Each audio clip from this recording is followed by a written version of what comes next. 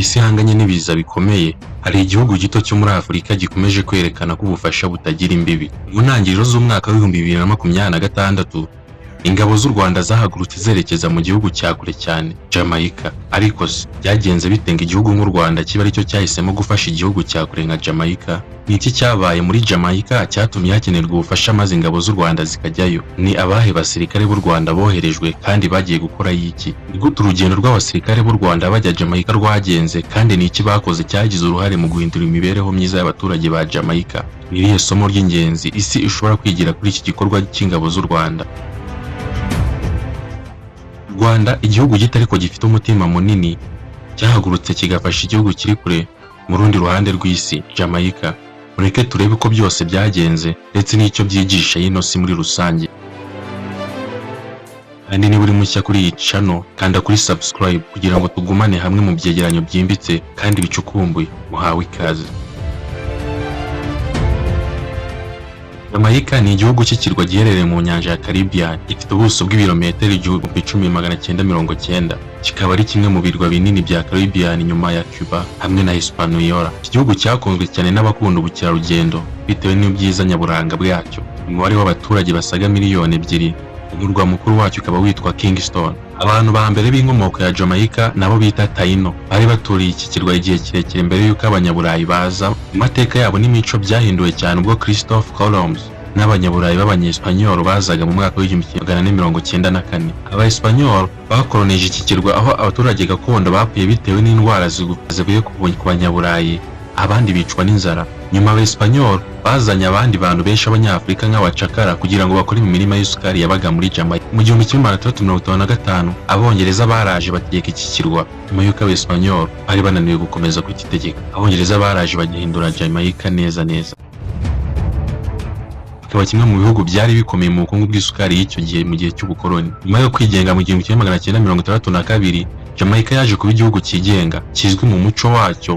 Mu muziki, Jamaica yamenyekanye cyane kubera abahanzi nka Bob Marley, Peter Tosh ndetse na Jimmy Cliff abahimbye indirimbo zihariye zakwirakwijwe ku isi yose. Uretse reggae, hari n'izindi njyana nka dancehall. Izi zose zatumye Jamaica iba ku rwego mpuzamahanga mu muziki.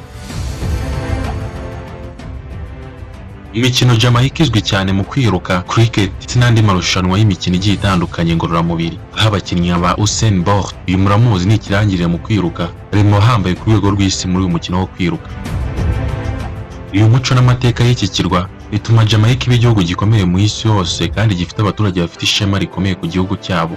Ku bwigenge bwa Jamaica mu 1962, iki kirwa cyamenyekanye ku isi yose bitewe n'umuco wacyo, umuziki wihariye ndetse na siporo, ku buryo hari ahantu hakundwa n'abakerarugendo ku rwego rwo hejuru. Ibi byose muri uyu mwaka w'2026, Jamaica yahuye n'ikibazo gikomeye cy'ibiza. Aha niho ingabo zacu z'u Rwanda zinjiriye muri iyi nkuru. Mu ntangiriro z'umwaka w'2025, ikiza gikomeye cyabaye muri Jamaica cyangije imihanda, ibiraro, amashuri ndetse n'amazu y'abaturage. Abaturage bahuye n'ibibazo bikomeye kubera ko benshi batakaje ibyo bari bafite kandi imibereho yabo yarushije kuba nabi muri ibi bihe by'ibiza. Ibikorwa remezo byinshi byarangiritse ku rwego gusubira mu buzima busanzwe byari ingorabahizi. Muri ubwo buryo u Rwanda rwahise rufata icyemezo cyo kohereza ingabo zazo, ariko ntabwo zari zigiye kurwana, ahubwo zaje gutabara abaturage ndetse no gusana ibikorwa remezo byangiritse. Izi myaka u Rwanda rufite ingabo n'abenjeniyeri b'abahanga mu gusana ibikorwa remezo nyuma y'ibiza. Ibihe byashize u Rwanda rwagiye rugaragaza ubushobozi mu gufasha ibindi bihugu mu buryo bwihuse kandi bufite gahunda. Niyo mpamvu isi izirikana u Rwanda nk'igihugu gifite umutima w'ubumuntu.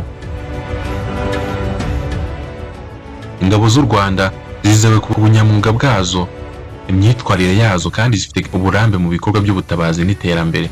Jamaica yari yahuye n'ikibazo gikomeye kandi u Rwanda rwari rufite ubushobozi bwo kohereza troops cyangwa se ingabo zabwo z'abenjeniyeri hamwe n'ibikoresho by'ingenzi bagatangira gusana ibikorwa byangiritse muri Jamaica. U Rwanda ntirwahisemo kohereza ingabo nk'aho ari intambara, ahubwo ingabo zarwo zaje gutabara abaturage ndetse no gusana ibikorwa remezo byabo byangiritse.